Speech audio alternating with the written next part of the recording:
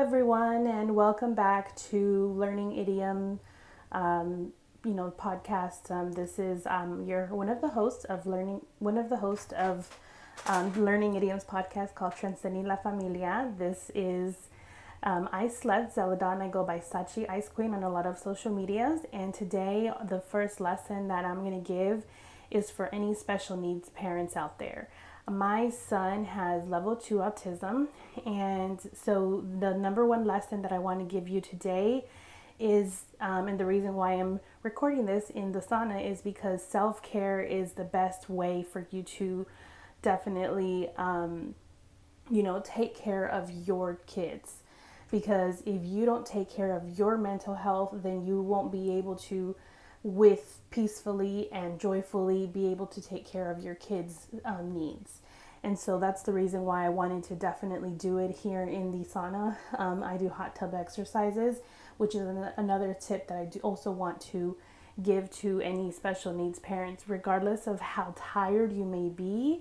If you have a very laborious job, take a little bit of 20 minutes, 30 minutes of time for you to do some kind of exercise, for you to just kind of get those endorphins running, whether that be on the treadmill, whether that be taking a walk, whether that be swimming, whether that be dancing. There's just so many forms of exercise that you can do. And so I choose in the summer definitely to do it at the pool and at the hot tub.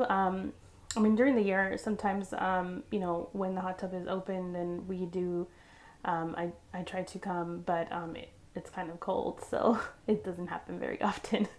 But I definitely wanted to highlight that as the first lesson is, take care of your self-care, because the more that you take care of your emotional state, the better and easier it's going to be for you to lead your kids in learning how to control their emotions. They're little humans. They don't know how to control their emotions. What anger is, how to deal with anger.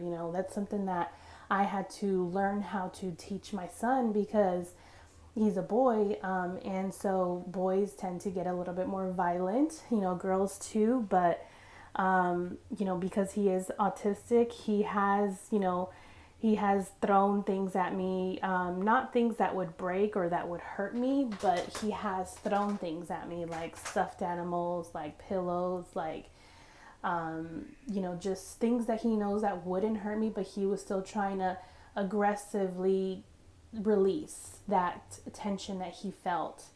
And so I've noticed that the more that we do exercise together, the more that I definitely take that time for myself, I can easily, process and act quicker when it comes to if he's having a meltdown. And the reason why I know how to do that is because I take care of my mental health first so that I can help him.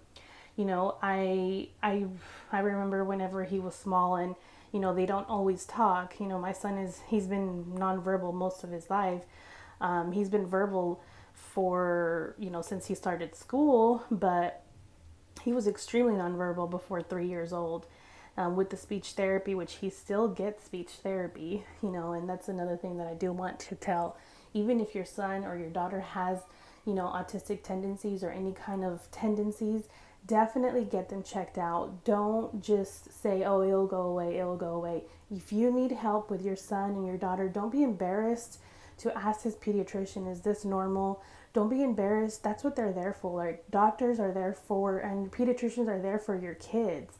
They want to see them, grow up and be, successful individuals just like you do. That's the reason why they even chose that profession, is to help people.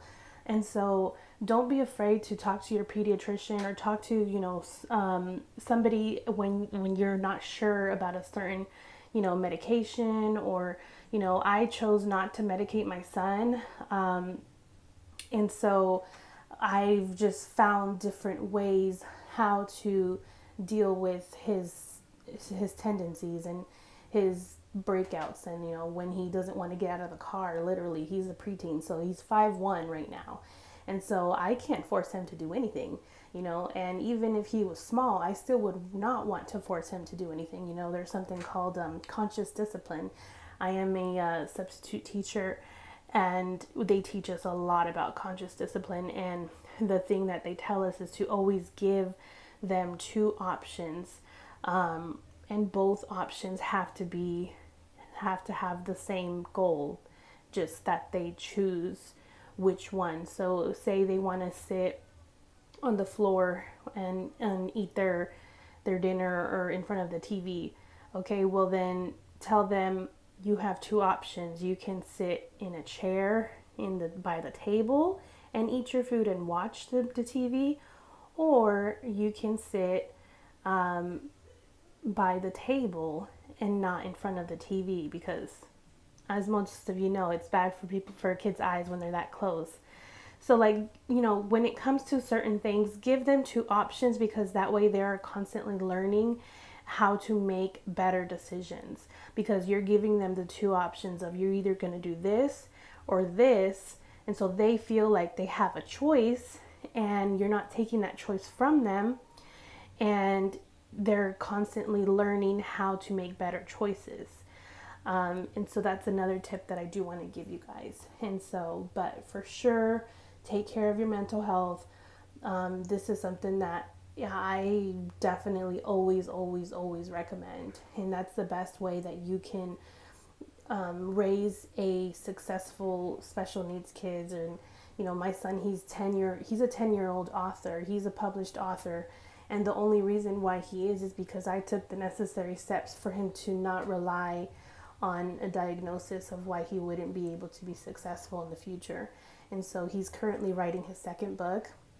He writes fictional stories, and so he's already writing his second one. And so I'm so proud of him, and I'm just excited. But yeah, so take care, God bless, and peace be with you, and reach out to us if you need any other help.